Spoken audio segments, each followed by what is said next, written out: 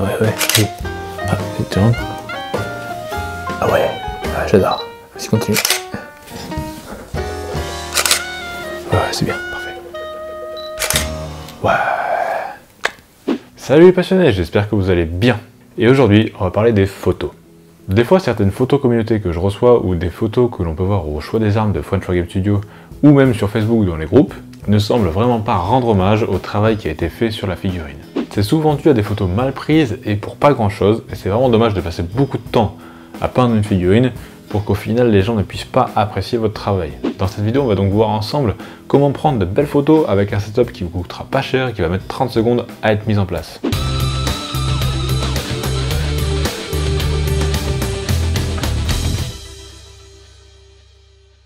Alors les photos de figurines sont là pour refléter la réalité. Ainsi, si vous postez des photos avec une qualité médiocre, les gens ne pourront pas apprécier votre travail et c'est dommage pour tous les niveaux. Si vous êtes fort, on ne le verra pas, car la photo sera cramée, et si vous avez besoin de conseils ou d'aide, on ne pourra pas voir quels sont les problèmes et donc vous aiguiller pour vous aider. Il est donc important, peu importe le niveau, de prendre de bonnes photos qui reflètent la réalité. Alors pour commencer, vous voyez voir ce qu'il ne faut pas faire. La photo du pouce. La photo perche à selfie. La photo perche Parkinson. Alors que vous preniez vos photos avec un téléphone ou un réflexe, il y a des valeurs que vous pouvez changer comme l'ISO, l'exposition, la balance des blancs, etc. Mais pour commencer, si vous ne connaissez pas vraiment la photo, mettez toutes ces valeurs en automatique, ça sera déjà très bien. Déjà pour prendre une bonne photo, vous devez avoir un petit endroit que vous allez pouvoir transformer en studio photo assez rapidement. Alors il existe des photobox ou des lightbox, beaucoup ne jurent que par ça, mais moi je trouve que si vous ne mettez pas vraiment le prix dedans, ça sera vraiment pas top. Vous pouvez avoir pour moins cher, bien mieux. Pour avoir une photobox ou une lightbox de qualité, vous devez lâcher vraiment pas mal de pesos. Et pour une box à 30 € avec une petite bandouillette LED, vraiment le résultat ne sera pas à la hauteur des sous investis. Pour quelques euros de moins, vous pouvez avoir bien mieux. Pour moins cher, vous achetez 2 lampes d'architecte à 10 € l'une à Ikea. Et vous ajoutez une grande feuille canson qui coûte 1 € en magasin de Beaux-Arts ou en Cultura, Zodio, tout ça. Et vous avez votre setup déjà. Et en prime, vous pourrez vous servir de vos lampes pour la peinture et pas que pour la photo. C'est pas beau ça? Donc, pour votre espace photo, vous prenez 2 petites lampes Ikea, un support vertical de type mur ou tout ce qu'il y a devant, et enfin une grande feuille de canson que vous allez trouver du coup en magasin de Beaux-Arts ou en Cultura. Alors tout simplement, vous positionnez la feuille canson comme ça, sans faire d'angle droit, ça rendra l'arrière de la photo bien plus jolie.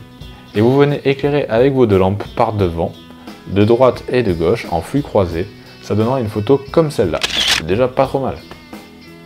Pour améliorer un tout petit peu plus la photo, vous pouvez mettre votre figurine sur un support pour la surélever et qu'ainsi elle se démarque du fond. Vous pouvez la surélever avec tout ce qui vous passe sur la main, tant que c'est uniforme. J'ai pas parlé des ampoules et il est important d'en parler. Les ampoules sont réparties en 3 types de lumière. Il y a les lumières chaudes, les lumières neutres et les lumières froides. Les lumières froides auront tendance à tendre vers le bleu, les lumières chaudes auront tendance à tendre vers le jaune. Moi je préfère les lumières neutres qui tendent vers le blanc. La couleur de la feuille de fond que vous mettez sur votre figurine peut aussi influer sur la photo. Par exemple, si vous prenez un fond noir, la lumière sera absorbée par le noir. Quand un fond blanc renverra la lumière vers votre figurine, et là ça dépend de votre préférence, c'est chacun son choix. Maintenant vous pouvez prendre votre photo, et pour ça il vaut mieux que votre appareil ou votre téléphone, enfin ce avec quoi vous prenez la photo, soit stable. Pour ça vous pouvez prendre le bout de votre perche à selfie et le visser sur un petit trépied ou un bras articulé ou même un gros trépied, peu importe tant que c'est stable. Il existe même des perches à selfie qui font trépied. Si vous avez un réflexe, au vu du poids je vous conseille un bon trépied quand même, et il y a des modèles comme celui-ci très bien en plastique. Donc maintenant que c'est stable, que votre setup est posé et que vos lumières sont allumées, il est temps de prendre la photo.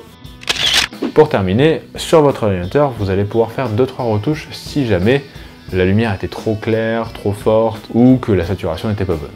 Je ne connais pas très bien sur Mac, mais sur Windows, l'outil visionneuse de photos de base, vous pouvez modifier la photo. Ainsi, vous pourrez la recadrer, la remettre droite si ce n'était pas vraiment le cas.